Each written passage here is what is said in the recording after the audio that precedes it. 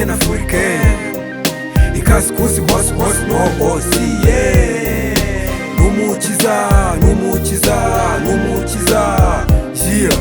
numukiza numukiza numukiza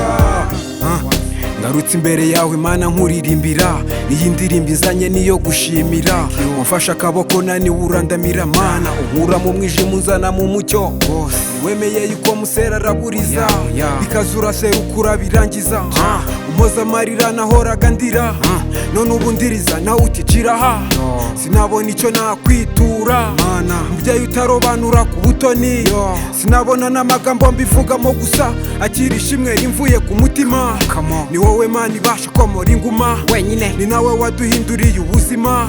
kuba ngejeje iki gihe ndi muzima byonyine bindutira amazahabu na diyama kugusingiza kandi ari wowe Mwami n'umukiza American African ikazi kuzi hose hose no osiye numukiza numukiza numukiza yeah numukiza numukiza numukiza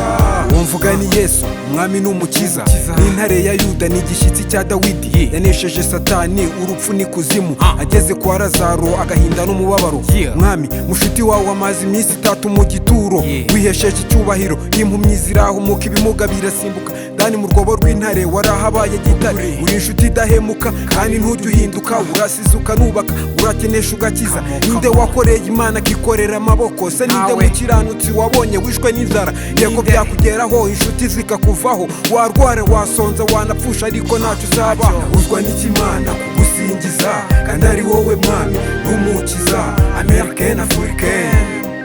ikazi kuzi hose hose no osiye numukiza numukiza numukiza yeah numukiza numukiza numukiza